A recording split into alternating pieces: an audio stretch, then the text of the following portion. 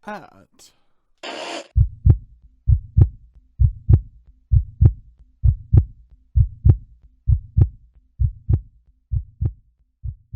Hey everybody, it's Adrian here. Welcome back. With me is my co-host Patrick, as always, guys, and thank you for joining us today. And today we have a wonderful special guest. This is a near and dear friend, Lexi Thompson. She's been at Nerd at Heart for a while now, and this is her first interview with us. So, hi. Yeah. So we're happy to have her. We're happy to have you here, Lexi. Thank you for joining us today. Yeah, happy to be here. Okay, and you want to tell us a little bit about yourself? If you want to. Yeah, I mean, I am 27. I am from Texas. I've been cosplaying and into making my own stuff for about 3 years now. I started in 2021. I have gone to other conventions, outside of Texas, but I didn't really cosplay at them because it was before I got into it. I was like, oh, it's so hard. It's so difficult to get into. Yeah. I didn't know where to start. Remember, we went to the Soda City Comic-Con. Mm-hmm.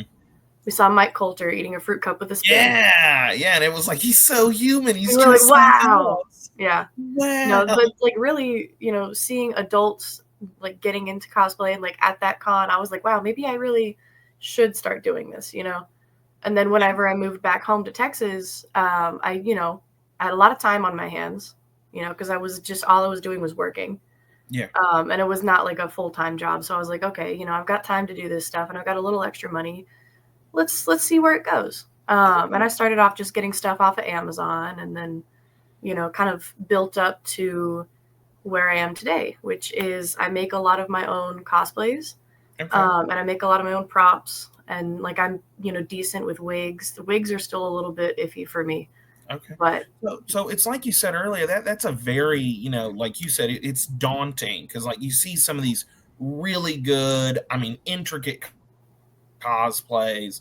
They look like they're walking off a movie set somewhere. You know what I mean? Yeah. They're really good. Yeah. And I can see where you're coming from. That can be a very daunting, mine's not going to look as good, or theirs looks so much better. So what made you kind of finally sit there and say, you know what, I'm going to do it.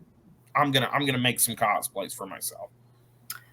Well, most of it was I've always wanted to do it. My first, don't tell my mom, but my first cosplay was when I was in 7th grade. I got her credit card and I ordered something from China. It was y'all familiar with Vocaloid? Y'all know Vocaloid? No. You know what that is? No. So it's Hatsune Miku with the really blue pigtails. She's everywhere. Oh, she's the face of Vocaloid. It's like a music program, right? It's like AI chat before AI was even a thing. Yeah, this was back in the 2000s that they were popular. And there were these twins, with yellow hair, and I was one of them. That was the first thing that I bought, and it didn't fit me because I've always been. I'm tall. I am hefty. It did not. The shorts went to my mid thigh, and that's as far up as I could get them. And I said, well, I was in 7th grade. How am I going to fix it? I didn't know what to do, so I just tucked it in a drawer and donated it to Goodwill later. But thinking back on that, my grandmother also taught me to sew.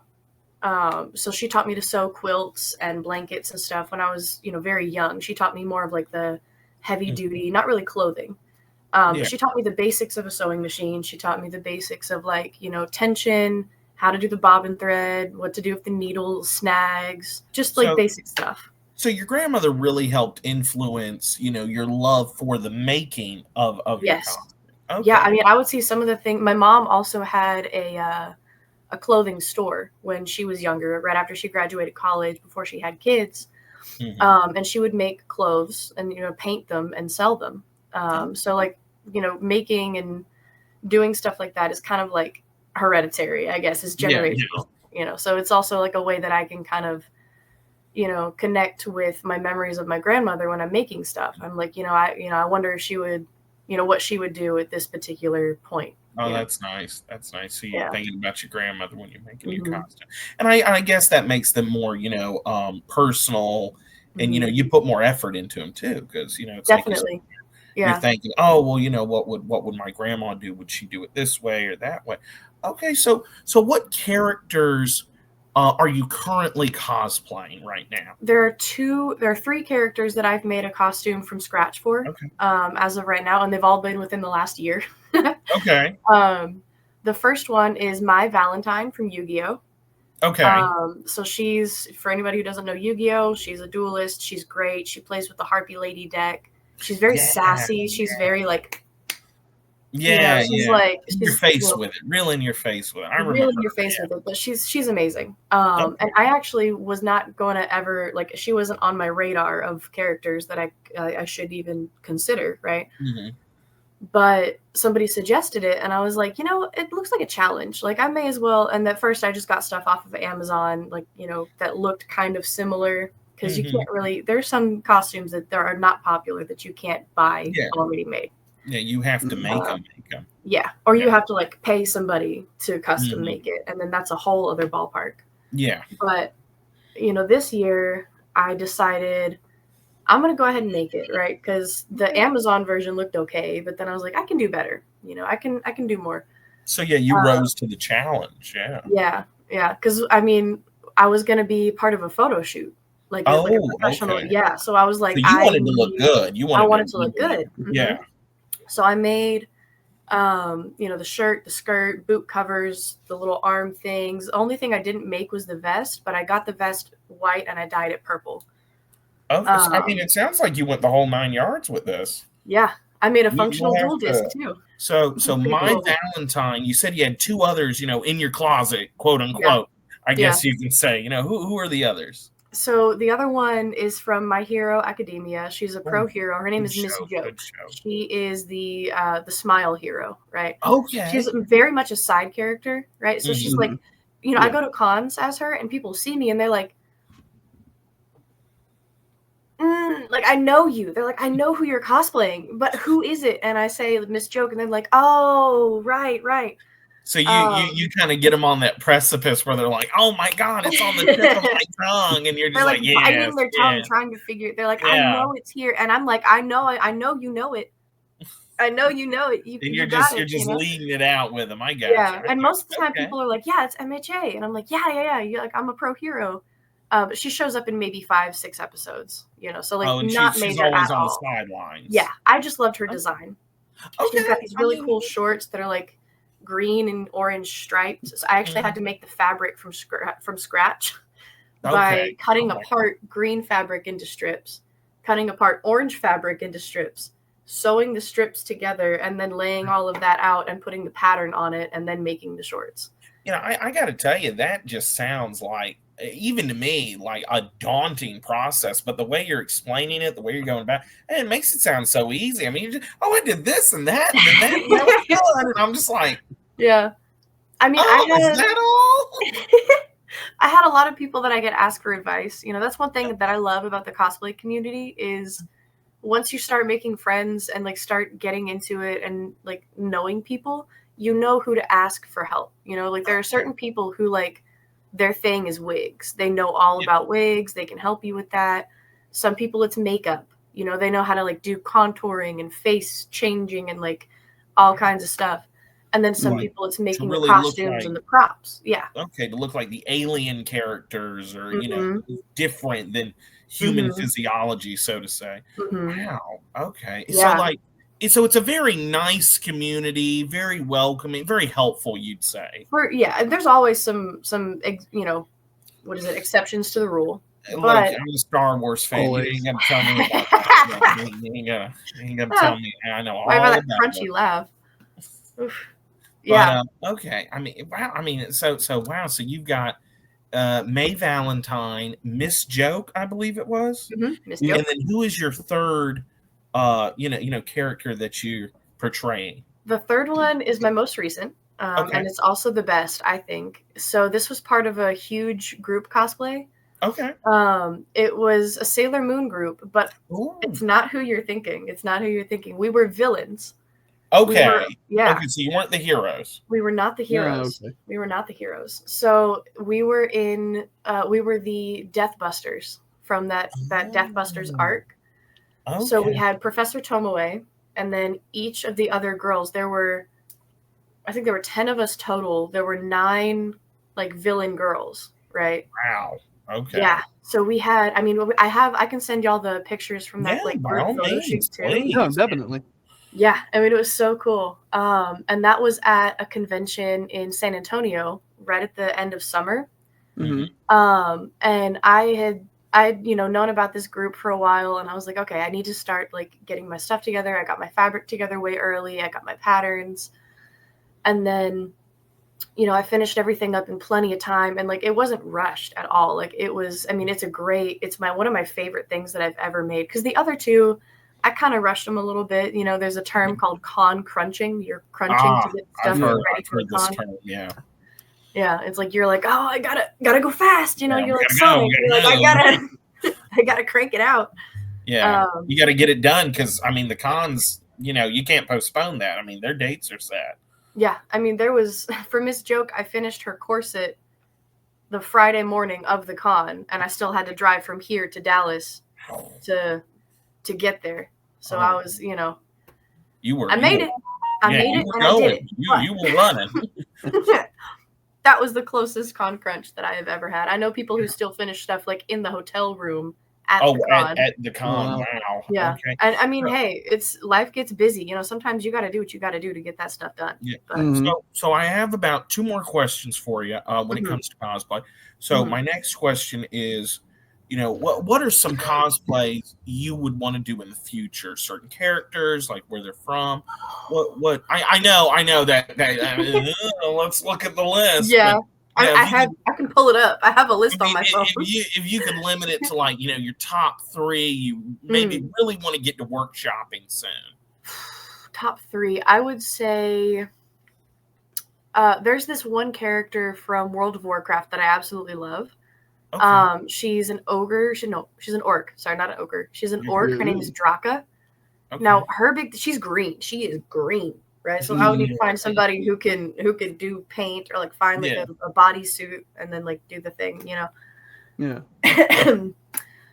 I also love Kaiju number 8 right now. It's fantastic. It's like a newer. The manga's really good. I haven't read the manga, but the manga's been out for a while. They just recently animated it. Okay.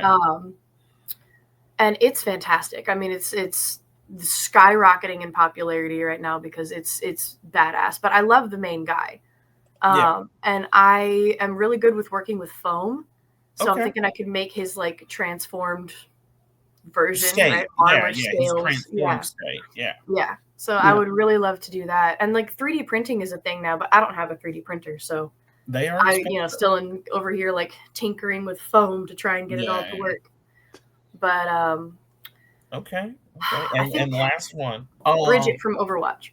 Okay. That is, if I remember correctly, that's Reinhardt's like ward. Yeah. So Torbjorn's daughter, Reinhardt and Torbjorn, are like best friends. Yeah, and that's like his. So they all grew up with each other. Yeah. Okay. That he's got that shield and the flail. Yeah, the flail, like the flail. Yeah. Okay. Love her. Solid cosplays right there. I mean, I can see them all. I can see the characters. I mean, just really amazing, And I wish you luck in bringing those to life. I can't wait to see you do that. And my last question to you before I turn it over to Adrian, for the other set of stuff is, people coming into cosplay. We talked about how daunting it can be. We talked about how you can see just these amazing costumes. What's some advice you can give people who like maybe they want to do it, they're on the fence about it? What would you tell them to kind of just hop over to the other side and give it a go? My first piece of advice is something that somebody told me when I was trying to get into it. It was start small. Start with something that you would think you would be comfortable in, right? So my first cosplay was like a villain version of Uraraka from My Hero. And I just got stuff off of Amazon, like shorts, different like types of like shirt, a belt, boots, whatever. Yeah. But it was in the color scheme, right? And that's what I was comfortable with, because I was like, well, this way I won't have to have like a full-on cosplay. Yeah. And then if I decide I don't like it and I don't want to continue, then I don't have to worry about selling it. I have these pieces that I can just wear in regular everyday wear, right? Okay. So start with something you're comfortable with. Okay. Don't try to like get out of your comfort zone immediately. You know, get a little bit of time. Get your feet wet. Just get your test feet the waters. Wet. Exactly. Okay. Another thing that I would say is you can get things quickly, you can get things cheaply, and you can get things quality. You cannot have all three at once. If you want quick and cheap, it's not going to be quality. Okay. If you want cheap and quality, it's not going to be quick. I see. See how so it's like a give and take. It's like that what yeah. Is that Venn So diagram? to get two of them, you got to sacrifice one somewhere right. in there. Now, if you want all three, you can plan ahead. You know, plan very far ahead. Say like, okay, I'm going to order this, and it's like I'm not in a rush, so I'm not going to pay express shipping. You know, I need the custom size and I want it to be quality. So I want to go to like this particular store. I'm going to wait till they have a sale, right? If you're not in a rush for it. And also like the golden rule of the cosplay community is treat everybody with respect and be aware of the people around you. Right. Okay. So, you know, if somebody is, you know, there a lot of times at cons, I see people with disabilities, you know, maybe a walker or a cane or a wheelchair, and people are just kind of like bumping all around them and not really letting them go anywhere, you know, and it's like, guys, come on, you know, basic, but also just like if someone's tired, don't, you know, if someone's sitting down, don't ask them to stand up so you can take a picture of them. Yeah, know? Try to just read the room, so to say. You know, and then, you know, have fun, because that's what we're all here for at the end of the day. We're all here to have fun. We're all here to just dress up and geek out and look like our favorite characters all together. Yeah. You know. So and then, you know, just I guess a bonus question, if you what advice would you give those that like they're on the fence about it because again, like I said, they've seen these just epic and amazing cosplays and they're just like, I don't want to try it because I feel like I'll never get to that level. You know. Rome was not built in a day. Those people did not get to where they are overnight, trust me, and they did not do it without help, right? There are people out there who are self-made that they may still have had a lot of help from friends, you know, from, you know, advice from other cosplayers. Yeah. You know, nobody knows how to do everything, right? I guarantee you, once you start, you'll start learning, you'll start thinking, okay, this is easier than I thought, you'll get more comfortable. But like I said, you know, it's practice. It's practice. And I can actually show an example of that with my Valentine cosplay. I can show y'all, like, you know, send y'all the first picture that I have of her where I had an Amazon wig that I didn't style. It was just like I cut the bangs like all funky and all over the place. You know, I didn't have a dual disc at that point. I just that was all my Amazon pieced together Frankenstein cosplay. But I still looked enough like the character that I met the voice actor. I came around the corner and she looked at me. She goes, like, she recognized me immediately. She was like, "Oh, you're dressed up as me." Yeah, that's got to be a good feeling too. Yeah, like the voice actors, you know, recognize you. That's awesome. But then going from that to building my own and then like really revamping it, that was 2 years apart. Oh, you know? Wow. Okay. Yeah. So I mean, that's a process. I mean, yeah, that's a process. Mm-hmm. Okay. Yeah, it was like beginning of 2022 to beginning of 2024 was middle of 2024 because I had her finished then, but I didn't wear her until middle. Yeah, so. I mean, it's like you're saying, it's definitely a process. It's definitely something you got to take your time with. Thank you for that, Lexi. You know, a lot of good advice there. And, you know, feel free to share your stuff to the group chat so people can see. I mean, it sounds like you've got. I do need to do that more often because I got on the dean's list this semester. Ooh. I was buckled down. I was locked in, but now I have time. You're good. I have time. I can breathe. I can be on the internet again. You know? There you go. And thank you for answering my questions.